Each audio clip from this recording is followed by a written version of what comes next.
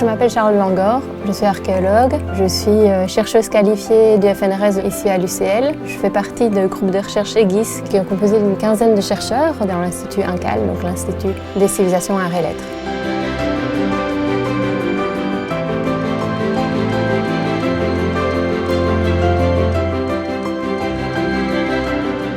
Je suis archéologue, mais je me suis particulièrement spécialisée dans les études céramiques. Donc je suis ce qu'on appelle une céramologue. Le groupe de recherche auquel j'appartiens s'intéresse aux civilisations de l'âge du bronze dans le bassin méditerranéen oriental et surtout en Crète. Donc nos travaux portent sur la civilisation dite minoenne. Le site qui nous rassemble est le site de Sissi, donc sur la côte nord de la Crète. Les campagnes de fouilles se déroulent pendant l'été.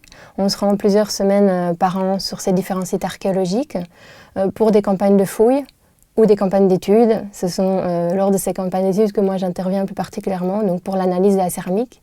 Il faut savoir que la céramique constitue 90% du matériel qu'on collecte sur la fouille, et donc on rassemble des ensembles assez conséquents de céramique qu'il faut traiter, étudier et publier. Ce sont des équipes assez internationales qui se rassemblent chaque été sur ces sites archéologiques, en particulier sur notre projet à Sissi, donc aussi bien des étudiants que des spécialistes, qu'au-delà des archéologues et des anthropologues qui étudient les tombes et les céramologues, on rencontre aussi les paléobotanistes, les micromorphologues, les géoarchéologues qui travaillent de concert sur ces sites archéologiques. Donc c'est des équipes assez pluridisciplinaires et très internationales. Sur le chantier, en Grèce, ce sont des journées très rythmées, donc on commence les fouilles à 6 h du matin jusqu'à 14 h. On est tous sur le site archéologique pour la plupart ou dans les apothèques où mon travail se concentre. Donc moi je suis responsable des entrepôts où tout le matériel archéologique est amené quotidiennement et où les étudiants, les spécialistes, ça donne plus particulièrement à la restauration, l'inventaire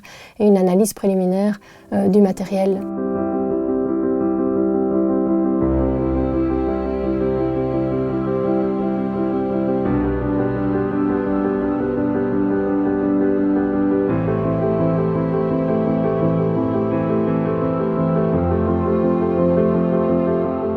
Ici à l'UCL, c'est des journées très variées qui tournent autour de mes propres recherches en bibliothèque, autour des publications, des rédactions d'articles, des préparations de conférences et puis pas mal de collaborations avec les collègues, mais aussi des travaux d'enseignement ou d'encadrement d'étudiants dans le cadre de mémoire ou de thèse de doctorat.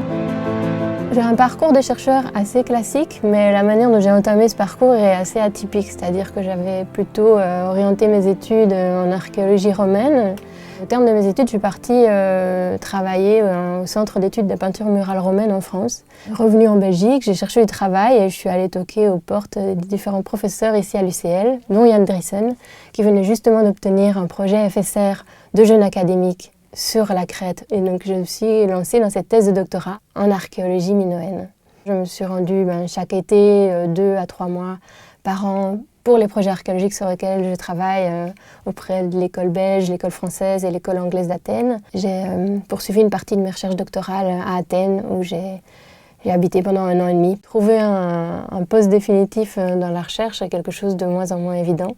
Par contre, à l'heure actuelle où justement les gens sont amenés à changer plusieurs fois de boulot au cours de leur vie professionnelle, je trouve que c'est réellement une chance de pouvoir avoir une expérience dans la recherche et ça ouvre certainement des perspectives professionnelles assez passionnantes. Un élément important, toutefois, selon moi, est de s'assurer d'avoir un encadrement ou un environnement de travail solide et stimulant parce que c'est un parcours assez solitaire par moments et une équipe de recherche présente est un vrai atout pour mener un parcours équilibré dans la recherche.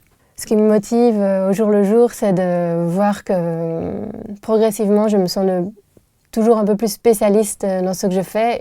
Ça amène des nouvelles collaborations, des nouveaux projets, ce poste permanent qui me permet maintenant de pouvoir déposer moi-même des projets. Ça, c'est quelque chose d'extrêmement motivant. Là, par exemple, je viens de déposer un projet intitulé « Enseignement et recherche » au cœur du musée laboratoire, qui cherche vraiment à développer de nouvelles synergies entre différentes entités du secteur des sciences humaines ici à l'UCL, de manière à réaliser de nouvelles activités de recherche et d'enseignement au cœur du musée L, qui va se redéployer en 2017 au sein de l'ancienne bibliothèque des sciences et technologies. Donc l'idée est vraiment de motiver les enseignants et les chercheurs à s'approprier ces collections anthropologiques, scientifiques, artistiques, archéologiques, et de vraiment faire cours, faire des projets de recherche au sein du musée.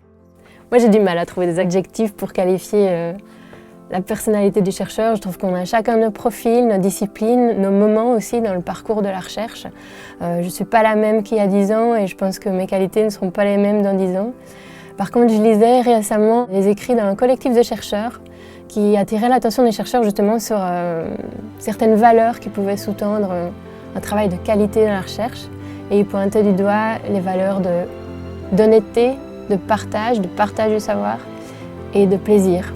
Et je trouve ça assez juste et c'est des mots et des valeurs auxquelles je pense assez quotidiennement dans mon travail de chercheur.